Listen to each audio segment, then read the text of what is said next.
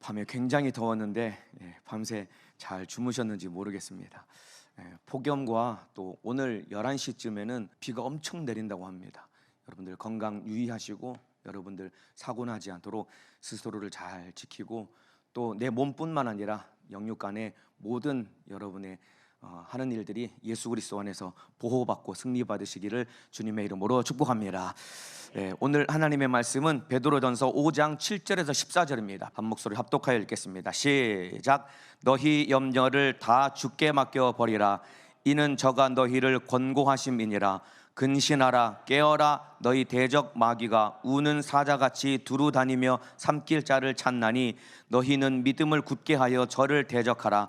이는 세상에 있는 너희 형제들도 동일한 고난을 당하는 줄을 알미니라.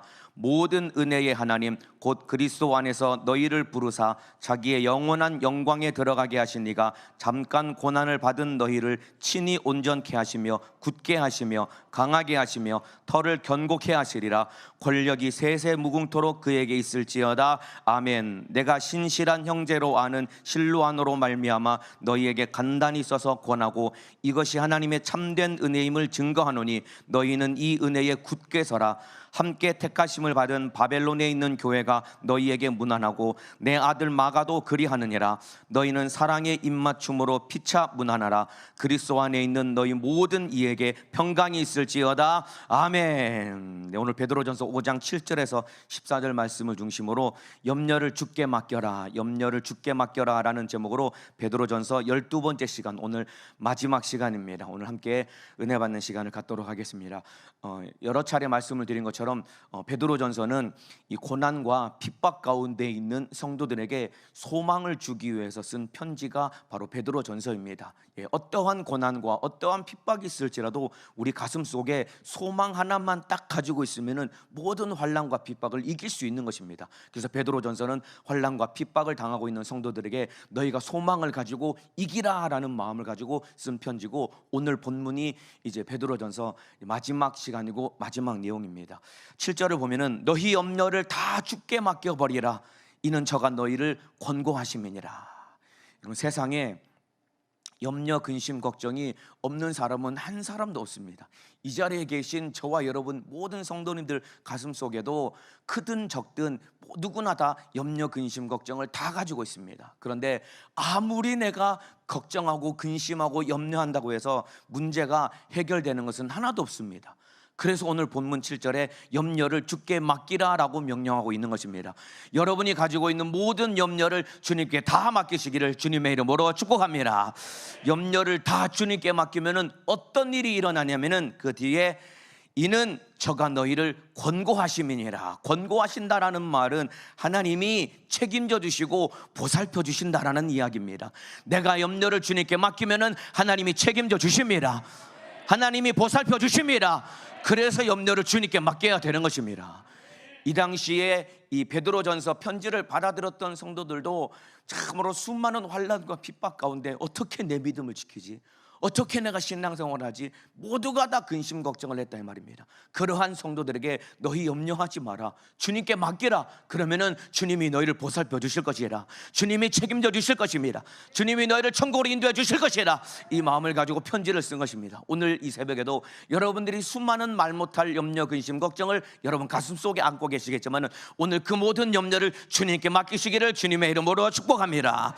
여러분, 베드로라는 사람은 염려를 주님께 다 맡길 줄 아는 사람이었습니다.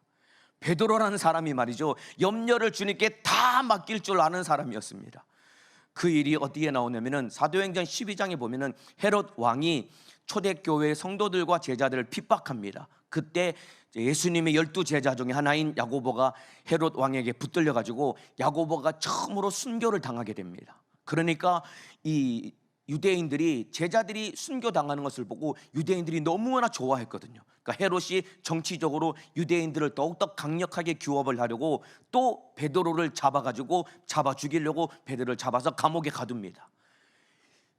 이 감옥에 갇힌 베드로가 말이죠, 이제 내일 아침이면은 끌려나가서 죽게 되었는데 베드로가 감옥 안에서 뭘 했냐면은 베드로가 푹 잠을 잤습니다. 왜 그러냐면은 베드로는 염려를 주님께 맡길 줄 아는 사람이었기 때문에. 그래서 하나님이 베드로를 구출하려고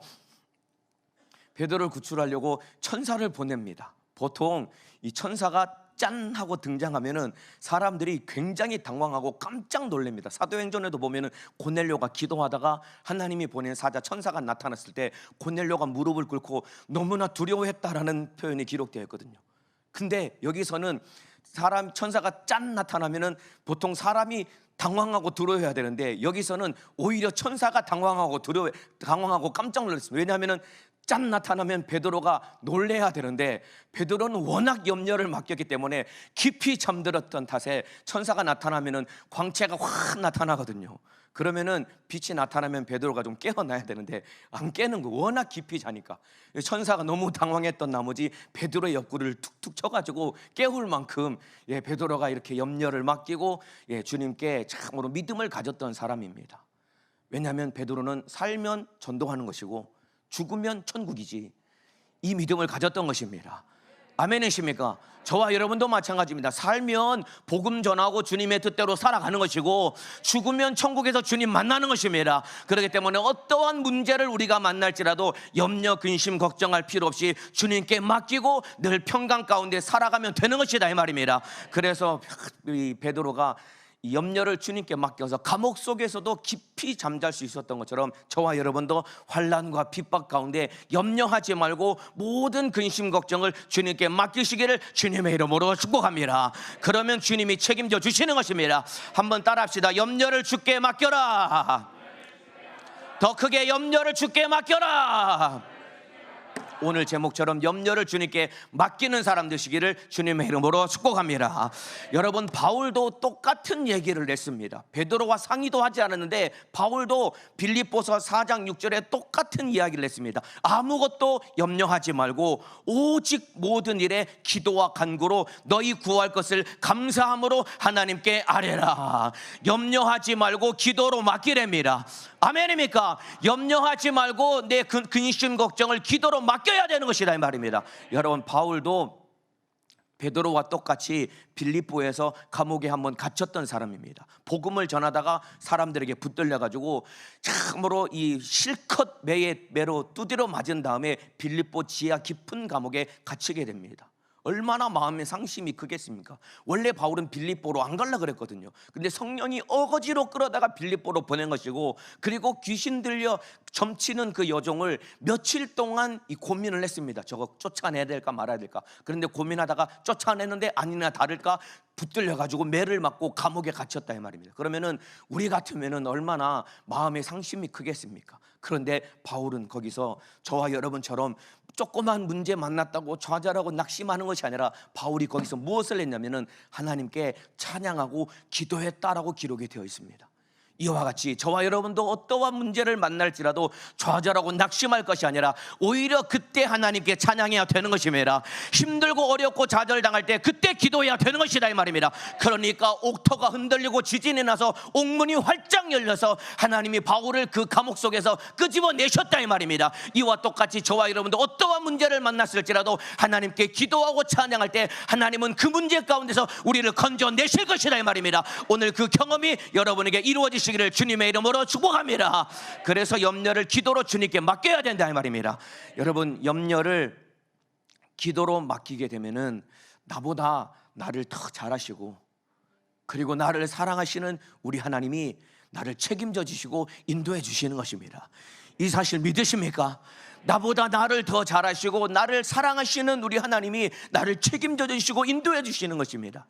제가 예전에 20대 초반에 이제 군대 가기 전에 이제 입대를 한 2, 3일 남겨두고 이제 교회에 이제 몇몇 분들에게 이제 인사하려고 찾아다녔습니다. 이제 형님에게도 누님들에게도, 그리고 그때 이제 우리 전도사님에게도 제가 인사드리려고 찾아갔습니다. 그랬더니 전도사님이 환하게 웃으시면서 희진아, 하나님이 너를 군 선교사로 너를 파송하신다, 막 좋아하시는 거예요. 나는 지금 마음이 심란해 죽겠는데, 지금 군대를 안 가고 싶어가지고 마음이 심란해 죽겠는데 그 양반은 나를 보고서 희진아, 하나님이 너를 군 선교사로 파송하신다라는데 마음이 참 어렵더라고요. 그러면서 이런저런 대화를 나누고 나서 그 전도사님이 내가 기도해 줄게 라고 하면서 손을 꼭 붙잡고 여러 가지 기도를 해주셨는데, 제가 지금도 잊을 수 없는 그 전도사님의 입에서 나왔던 기도말이 무엇이냐면은, 하나님, 우리 하나님이 희진이보다 희진이를 더 사랑하시고, 희진이가 제가 희진입니다. 제 이름이 구희진이거든요.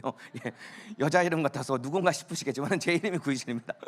예, 하나님, 우리 희진이가 군대 갑니다. 희진이보다 희진이를 더 잘하시고 우리 희진이를 사랑하시는 하나님께서 책임져 주시고 인도해 주시기를 원합니다. 제가 그 기도 제목을, 그 기도 말을 듣는데 너무 막 믿어지더라고요. 그렇지, 하나님이 나보다 나를 더 잘하시지, 나를 사랑하시는 분이지. 그래, 그 하나님 붙들고 가면은 군생활이 아무리 힘들고 어렵더라도 하나님이 나를 책임져 주실 것이라는 확신과 믿음과 평강을 가지고 제가 군대 들어갔거든요. 제가 그 기도말 지금 20년도 훨씬 넘었거든요. 근데 아직도 잊지 않고 그 기도말이 제 귀에 쟁쟁합니다. 이와 같이 하나님은 나보다 나를 더 잘하시는 분이십니다. 그리고 나를 사랑하시는 분이십니다. 그 하나님께 기도로 내 모든 문제를 맡길 때 우리 주님이 책임져 주시는 것입니다. 그 믿음을 가지고 신앙생활, 영적 생활에 승리하시기를 주님의 이름으로 축복합니다. 그래서 한번 따라해 주시면 되겠습니다. 하나님은, 더 크게, 하나님은 나보다 나를 더 잘하시고 사랑하시는 분이다.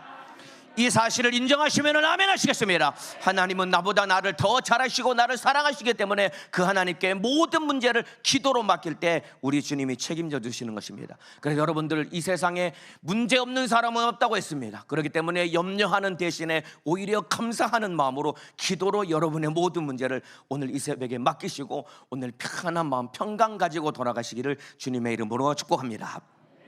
자, 이제 8절에 보면은 근신하라, 깨어라, 너희 대적 마귀가 우는 사자같이 두루다니며 삼킬 자를 찾나니. 근신하고 깨어 있으랍니다. 핍박과 환난 속에 근신하고 깨어 있어야 된다라고 말하고 있습니다.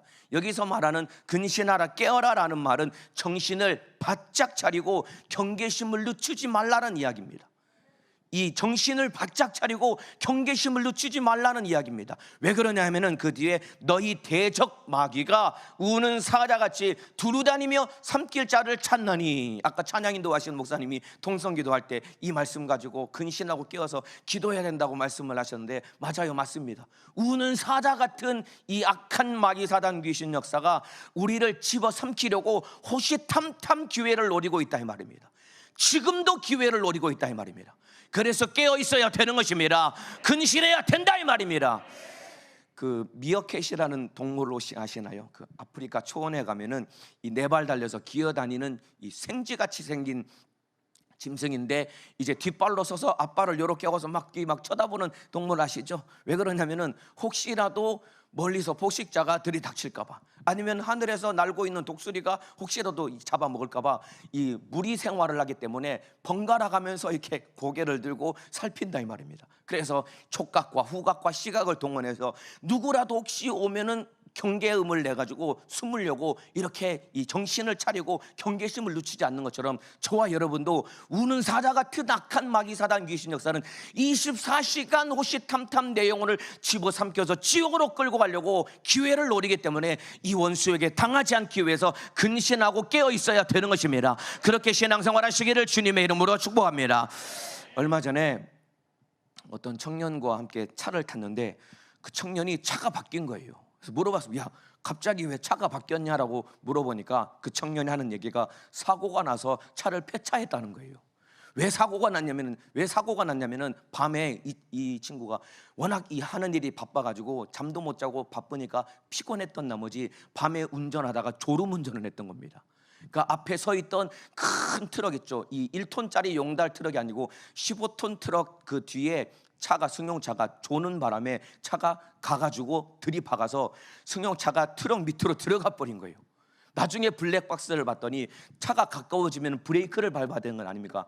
졸았던 나머지 오히려 악셀을 밟아가지고 과속을 해서 쾅 박아버린 겁니다. 다행히 차는 폐차했지만은 하나님의 은혜로 사람은 안 다쳤거든요. 이와 마찬가지입니다. 깨어있지 못하고 경계심을 갖지 못하고 졸면은 금방 여차하는 순간에 달리는 차가 부딪혀서 사고 나는 것과 똑같이 보이지 않는 악한 마귀사단 귀신 역사에게 우리는 집어삼킴을 당해서 우리 영혼이 망하는 것이다 이 말입니다. 깨어 있어야 되는 것입니다. 근신해야 되는 것이다 이 말입니다. 지금도 여기 한 4-5분 정도가 지금 눈을 감고 졸고 계신데 깨어 계셔야 됩니다. 아멘이시죠?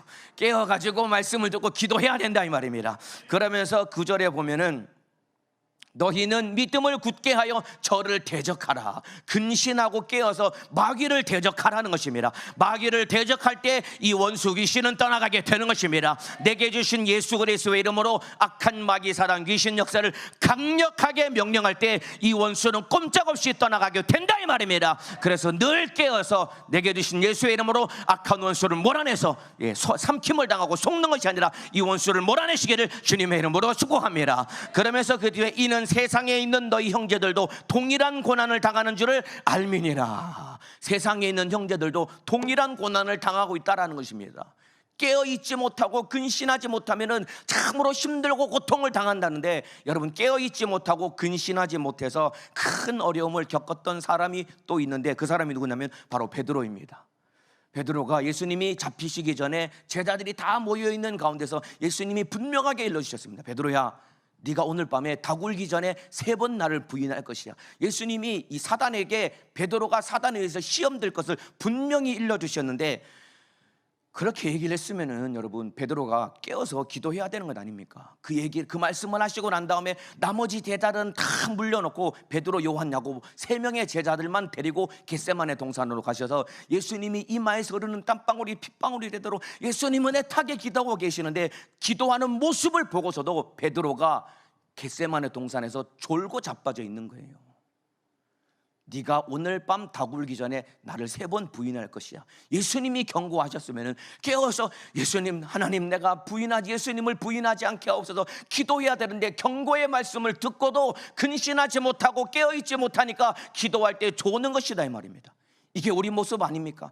하나님의 말씀을 경고의 말씀으로 들어도 전혀 경각심을 갖지 못하고 신앙생활에 마음을 쏟지 못하고 기도하지 못하는 것이 저와 여러분의 모습 아닙니까? 하나님의 말씀을 들었거든 경각심을 가지고 정신을 바짝 차리고 신앙생활 잘해야 된다 이 말입니다. 기도해야 된다 이 말입니다. 신앙생활 승리해야 되는 것이다 이 말입니다. 이렇게 신앙생활 해야 되는데 베드로가 졸았다 이 말입니다. 그 결과 우는 사자에게 덥석 집어 삼키듯이 베드로가 보기 좋게 예수님을 3번 정확히 3번 부인합니다. 그것도 그냥 모른다고 부인한 것이 아니라 저주하고 맹세하면서까지 예수님을 모른다고 부인하게 된 것입니다. 이렇게 베드로처럼 저와 여러분이 시험 들지 않으려면 깨어있어 기도해야 됩니다. 그리고 마귀를 대적해야 된다 이 말입니다. 그래서 신앙생활에 승리해야 된다 이 말입니다. 여러분 베드로가 예수님을 3번 부인하고 완전히 절망에 빠져버려. 이제 예수님과 관계가 거의 끝나버리다시피 예수님을 저주하고 맹세하며 부인했으니까 예수님과 관계를 거의 끝내다시피 시험에 들고 자빠졌다 이 말입니다. 그런데 그 예수님이 베드로에게 찾아오십니다. 회복시켜 주시려고. 요한복음 21장에 보면 자주 드리는 말씀이지만은 디베랴 바다에서 베드로가 부활하신 예수님을 만나고도 이제 고기 잡으러 가겠다고 디베랴 바다로 갔습니다. 왜냐하면 부활하신 예수님을 만나고도 자기가 예수님을 3번이나 부인한 것이 너무나도 한심스럽고 좌절되니까 이제 예수님과 관계를 끊고 이제 나는 원래 내가 했던 본업으로 돌아가겠다고 이제 디베랴 바다로 이제 고기 잡으러 간 겁니다. 밤새 그물질했는데 고기를 한 마리도 잡지 못한 제자들을 예수님이 불러 모아가지고 그 해변가에 숯불을 피워놓고 떡과 고기를 구워가지고 제자들에게 먹이십니다. 그리고 예수님이 베드로에게, 다른 사람 말고 베드로에게 예수님이 물으시죠. 요한의 아들 시몬아, 네가 이 사람들보다 나를 더 사랑하느냐? 며칠 전에 예수님을 3번이나 부인했는데, 저주하며 맹세하면서까지 3번이나 부인하고 예수님과 눈이 마주쳤거든요. 예수님이 다 들었거든요. 그럼에도 불구하고 예수님이 베드로에게 요한의 아들 시몬아, 네가 이 사람들보다 나를 더 사랑하느냐라고 질문을 던지십니다. 그런데 여러분, 예수님이 베드로에게 네가 나를 사랑하느냐라는 이 질문 속에는 엄밀하게는 사실은 예수님이 베드로를 사랑한다고 먼저 고백을 한 거예요. 네가 나를 사랑하느냐라는 질문 속에는 예수님이 베드로에게 내가 이 모든 사람들보다 베드로야 내가 너를 더 사랑한다라는 그 고백이 들어있는 것입니다. 왜냐하면 보세요, 너 나 사랑해? 라는 질문을 누구에게 할까요? 내가 좋아하는 사람에게 이 질문을 던지는 거예요. 이해되시죠? 내가 너무 싫어하는 사람에게 너 나 사랑해라고 질문을 던졌다가 만에 하나 그 사람이 그래 나 너 사랑해라고 했다가 내가 싫어하는 사람과 덜컥 결혼하면 어떻게 해달라고? 그러니까 너 나 사랑해라는 질문은 내가 사랑하는 사람에게만 던지는 질문이다 이 말입니다. 그러니까 예수님이 베드로에게 요한의 아들 시몬아 네가 이 사람들보다 나를 더 사랑하느냐라는 질문 속에는 요한의 아들 시몬아 내가 이 사람들보다 너를 더 사랑한다. 그러니까 네가 좌절하고 낙심하지 말고 그래도 나는 너를 사랑하니까 나는 네가 회복되었으면 좋겠다라고 진실한 사랑의 고백을 예수님이 베드로에게 던지신 것이다 이 말입니다. 오늘 그 주님의 사랑을, 그 뜨거운 사랑을 받는 시간 되시기를 주님의 이름으로 축복합니다. 오늘 이 새벽에도 주님이 여러분에게 묻고 계신다 이 말입니다. 사랑하는 아들아, 사랑하는 딸아, 네가 이 사람들보다 나를 더 사랑하느냐? 우리 주님의 사랑받고 회복되시기를 주님의 이름으로 축복합니다. 이 사랑받은 베드로가 회복되었다 이 말입니다. 그래서 10절에 베드로가 뭐라고 말하냐면 모든 은혜의 하나님 곧 그리스도 안에서 너희를 부르사 자기의 영원한 영광에 들어가게 하신 네가 잠깐 고난을 받은 너희를 친히 온전케 하시며 굳게 하시며 강하게 하시며 털을 견고케 하시리라. 하나님이 너희 시험 들어서 고난당하고 시험 들고 환난과 핍박 가운데서 흔들리고 요동하는 너희가 넘어지고 자빠질 수 있지만은 그러나 하나님께서 예수 그리스도 안에서 너희를 온전케 하실 것이다. 굳게 하실 것이다. 강하게 하실 것이다. 털을 견고케 하실 것이다. 이 말은 바꿔 말하면은 너희를 회복시키셔서 하나님이 너희를 사용하실 것이라고 베드로가 담대하게 선포하고 있는 것이다 이 말입니다. 왜냐하면 실패하고 넘어지고 자빠졌던 베드로가 예수님 때문에 회복되는 경험을 했기 때문에 너희도 나와 같이 참으로 시험에 들고 환난과 핍박 가운데 요동할 수밖에 없는 그런 어려움을 겪고 있겠지만은 예수님이 회복시키시고 견고케 하실 것이기 때문에 그 예수님을 사랑함으로 넉넉히 이기라고 확신과 명령을 주고 있는 것이다 이 말입니다. 주님 사랑하는 마음으로 신앙생활에 이기시기를 주님의 이름으로 축복합니다. 설령 신앙생활에 넘어져서는 안 되겠지만은 그러나 넘어지고 자빠졌다 할지라도 예수님 손 꼭 붙들고 다시 일어서시기를 주님의 이름으로 축복합니다. 여러분 넘어지고 자빠지면 안 되는 것입니다. 그러나 연약하고 참으로 우리 초라하기 때문에 때로는 넘어지고 자빠질 수 있는 것이다 이 말입니다. 그러나 넘어지고 자빠지고 좌절했다고 할지라도 우리 주님 손 꼭 붙들고 베드로와 같이 다시 일어서시기를 주님의 이름으로 축복합니다. 나를 사랑하시는 우리 주님이 내가 회복되고 돌아오기를 기다리고 계신다 이 말입니다. 오늘 이 새벽에 여러분이 어떠한 문제 가운데 좌절하고 낙심하고 있을지라도 내가 너를 사랑한다라고 고백하시는 그 예수님의 고백을 붙들고 일어서고 회복되시기를 주님의 이름으로 축복합니다. 여러분 예수님 때문에 완전히 넘어지고 자빠졌던 베드로가 예수님 때문에 회복되었다 이 말입니다. 그런데 그 베드로가 넘어지고 자빠졌던 또 다른 사람을 회복시키는 사람이 되었던 것입니다. 예수님 때문에 회복된 베드로가 또 다른 넘어지고 자빠진 사람을 회복시키는 사람이 된 것입니다. 13절에 보면은 함께 택함심을 받은 바벨론에 있는 교회가 너희에게 문안하고 내 아들 마가도 그리하느니라. 여기 보면은 내 아들 마가라는 표현, 마가가 언급됩니다. 마가는 누구냐면은 바나바의 생질입니다. 사도행전에 나오는 바나바의 생질이고 이 마가는 마가복음을 기록한 저자 마가를 의미하는 것입니다. 마가를 언급하는데 마가는 말이죠 사도행전 13장에 보면 바울과 바나바가 1차 선교 여행을 떠날 때 같이 마가가 함께 떠나갑니다. 3명이 같이 갑니다. 근데 워낙 힘들고 어려웠던 나머지 마가가 중간에 포기하고 밤빌리아라는 지역에서 포기하고 다시 자기 집으로 돌아옵니다. 그러니까 마가는 사역에 완전히 실패한 사람이죠. 그리고 나서 이제 1차 전도 여행이 다 끝나고 나서 사도행전 15장에 보면은 바울과 바나바가 다시 이제 2차 전도 여행을 가기 위해서 이제 짐을 꾸리고 준비를 합니다. 이때 마가가 2차 전도 여행에 따라가고 싶어 하는 마음을 가진 거예요. 그러니까 바나바는 마가가 자기 생질이니까 마가를 데리고 가고 싶어 했는데 바울은 완강하게 거절한 것입니다. 왜냐하면 함께 가다가 중간에 포기한 사람, 저 마가 저렇게 나약해 빠진 저 인간은 데려가면은 또 중간에 힘들다고 징징거리고 속썩이니까 저 데려가면 안 된다라고 바울이 완강하게 거절합니다. 그래서 바나바와 이 바울이 대판 싸우고 나서 둘이 갈라져서 갈 길이 달라지게 됩니다. 그러면서 여러분 사도행전 15장 이후로는 마가의 이름이 등장하지 않습니다. 마가라는 사람의 이름 존재 자체가 사라지게 됩니다. 그러니까 사역에 실패하고 완전히 버림당했던 마가인데 오늘 이 본문에 마가라는 사람의 이름이 다시 등장합니다. 그러면서 베드로가 내 아들이라고 합니다. 왜냐하면 실패하고 좌절했던 마가를 누가 회복시켰냐면 베드로가 회복시킨 겁니다. 바울에게 버림당하고 나서 얼마나 마가가 좌절됐겠습니까? 그 마가가 베드로를 만난 것입니다. 그래서 베드로가 마가 어깨에 손을 탁 얹고, 야, 너 괜찮아, 좌절하지 마. 나는 예수님 3번씩이나 부인했는데 그래도 예수님이 나 회복시켜 주셔서 내가 이렇게 복음 전하고 있지 않냐. 네가 한 번 실패한 건 아무것도 아니야. 나를 봐라. 너도 예수님 붙들고 다시 일어나자, 회복하자. 그래서 이 마가가 다시 회복되었다 이 말입니다.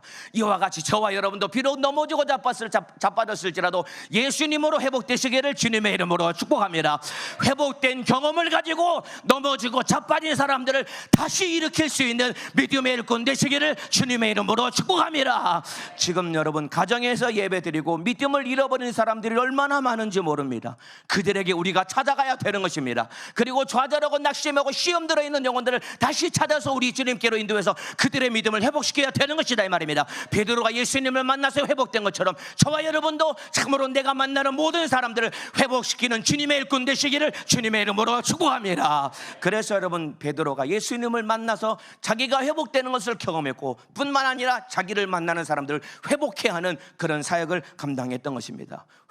회복하는 경험을 하고 또 회복해야 하는 그런 믿음의 사람 되시기를 주님의 이름으로 축복합니다. 자, 여기 보면은 13절을 다시 보면은 함께 택하심을 받은 바벨론에 있는 교회가라는 표현이 등장합니다. 여기 바벨론에 있는 교회라고 하는데 바벨론에 있는 바벨론 교회는 어디 교회를 말하냐면은 정확하게는 로마 교회를 의미합니다. 왜 그러냐면 로마에 있는 교회를 왜 바벨론 교회라고 했냐면은 이 당시에 핍박이 극심했고 그리고 로마 정부와 이 군인들에 의해서 엄청난 검열이 이루어졌기 때문에 로마 교회라고 언급을 해서 편지를 써서 보내게 되면은 로마 정부에 의해서 로마 교회에 있는 성도들이 핍박과 탄압을 당할 수 있으니까 이거를 이 암호화해서 표현을 한 겁니다. 이해되시나요? 암호화해서 표현. 그러니까 로마 교회를 바벨론 교회라고 암호화해서 표현을 한 겁니다. 이런 것들은 초대교회도 기독교인들 사이에서도 이런 신앙과 믿음에 대한 표현을 암호화한 것들이 여러 가지 것들이 있는데 그 중에 하나가 무엇이냐면은 이 초대교회 이 기독교인들은 서로 만나면은 자기가 예수 믿는 사람인지를 나타내는 표식이 무엇이냐면은 한 사람이 땅바닥에 이렇게 물고기 표시를 그립니다. 이 모양 아시죠? 이렇게 그리면은 물고기 모양을 그립니다. 가만히 아무 말 안 하고 그냥 땅바닥에 물고기 표시를 딱 그리면은 옆에 있는 사람도 물고기 표시를 딱 그리면 아, 예수 믿는 사람이구나. 그럼 서로 이제 대화를 나눈 겁니다. 이렇게 왜냐면은 이 서로 걸리면은 핍박을 당하니까. 그런데 왜 물고기 표시를 했냐면은 우리 신앙에 있어 가장 중요한 신앙 고백이 뭐냐면은 예수 그리스도는 하나님의 아들이요 우리의 구세주입니다. 이것이 우리의 중요한 신앙 고백입니다. 이 사실을 믿고 인정하시면 아멘 하시겠습니다. 예수 그리스도가 하나님의 아들이시요 나의 구세주라고 인정하시면 아멘 하시겠습니다. 그래서 예수 그리스도 하나님의 아들 구세주라는 단어의 첫 글자를 따서 만든 그 단어가 무엇이냐면 익투스라는 단어입니다. 익투스라는 단어의 뜻이 무엇이냐면 물고기라는 단어입니다. 우리나라에도 앞 글자만 따서 표현하는 단어들이 있죠. 예를 들면 내가 하면 로맨스, 남이 하면 불륜. 그래서 내로남불이라는 표현어가 굉장히 많이 유행하잖아요. 이와 똑같습니다. 익투스라고 해서 물고기를 딱 그리면은 예수 그리스도는 하나님의 아들이요 나의 구세주입니다 라는 고백을 하는 것입니다.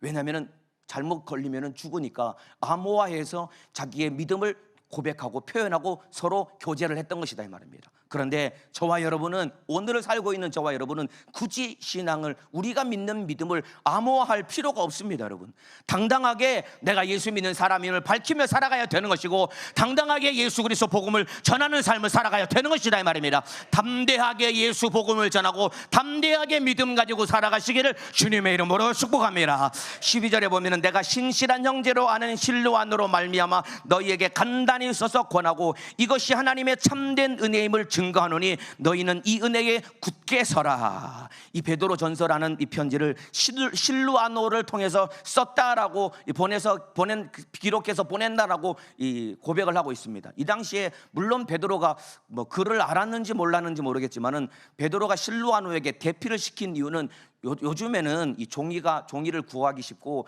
볼펜이 흔하니까 종이에다 누구나 편지를 써서 보낼 수 있었지만은, 이 당시에 편지는 어디다 쓰냐면은 양피지라고 하는 짐승 가죽이나 아니면은 파피루스라고 하는 그 아주 희귀한 종이에다가 편지를 쓰는데, 이 쓰는 방법도 굉장히 기술을 요하기 때문에 특별히 이 쓸 수 있는 기술을 가진 사람들에게 이 부탁을 한 건데, 그 기술을 가진 사람이 실로아노였다 이 말입니다.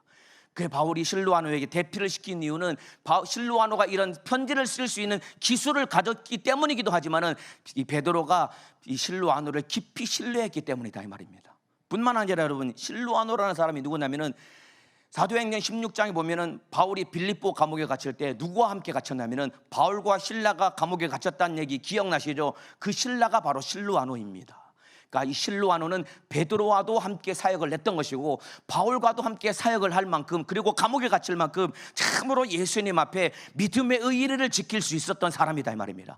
그리고 베드로라는 예수님의 제자에게 참으로 이 믿음을 가질 만큼 의리가 있었던 사람이다 이 말입니다. 이와 같이 저와 여러분도 하나님 앞에, 주님 앞에 의리를 지킬 수 있는 믿음의 사람 되시기를 주님의 이름으로 축복합니다. 우리 주님이 믿어주실 만큼 주님과 나와의 변치 않는 믿음을 가지시기 기를 주님의 이름으로 축복합니다. 이제 마지막입니다. 너희는 사랑의 입맞춤으로 피차 무난하라. 그리스도 안에 있는 너희 모든 이에게 평강이 있을지어다. 여기 너희는 사랑의 입맞춤으로 피차 무난하랍니다. 입맞춤이라는 것은 오늘날로 말하면 악수와 비슷한 겁니다. 이거 잘못 오해하면은 입맞춤이라는 것이 이 입술과 입술을 맞닿는 뽀뽀라고 생각하는데, 이게 그게 아니라 입맞춤이라는 것, 이 당시의 인사는 보통 내가 존경하는 사람에게 손등에다가 입을 맞추는 거예요. 더 낮은 사람이고 더 존경스러운 사람에게는 이 발등에다가 입을 맞추는 겁니다. 엎드려 가지고 고개를 땅바닥에 쳐박고 발등에다 입을 맞추는 것은 내가 당신을 너무나도 존귀하게 여기고 존경한다는 인사의 표시로 발등에 입을 맞추는 겁니다. 그러니까 손등이나 발등에 입을 맞추며 서로 인사를 하고 서로 믿음 안에서 교제하라는 것입니다. 그리고 마지막 평강이 있기를 기원하며 편지를 마무리하는데, 우리가 평강이 있으려면은 예수 그리스도 안에 있어야 우리가 평강을 누리게 되는 것입니다. 수많은 문제를 가지고 있다고 할지라도 우리가 예수님 안에 있으면은, 여러분, 깊은 바다 속에 들어가면은 그 바다 위에 어떠한 풍랑과 풍파가 있을지라도 바다 깊은 곳에 들어가면은 아무런 요동하는 것이 없는 것처럼, 이 세상에 풍파와 풍파가 있을지라도 우리가 주님 앞에 주님 안에 깊이 들어가면은 우리가 늘 평강을 누릴 수 있는 것입니다. 예수 안에서 평강을 누리시기를 주님의 이름으로 축원합니다. 베드로전서를 마쳤습니다. 다음 시간에는 이제 베드로후서 말씀을 함께 나누도록 하겠습니다. 기도하겠습니다. 우리 두 손을 높이 들겠습니다. 두 손을 번쩍 들고 가장 먼저는 담임 목사님의 영육간의 강건함을 위해서 뜨겁게 기도해 주시고, 오늘 들은 말씀처럼 하나님, 나의 모든 염려를 주님께 맡기게 도와주옵소서. 염려, 근심, 걱정하는 것이 아니라 주님께 맡기고 주님이 주시는 평강을 누리게 도와주옵소서. 뿐만 아니라 근실하고 깨어서 참으로 마귀를 대적해서 우는 사자와 같은 마귀에게 집어삼킴을 당하지 않게 하시고, 깨어 기도하여 신앙생활에 승리하게 도와주옵소서. 베드로가 예수님을 만나 회복된 것처럼 나도 예수님을 통해 회복되게 도와주시고, 나를 만나는 모든 사람들을 회복케 하는 주님의 일꾼 될 수 있도록 역사하여 주옵소서.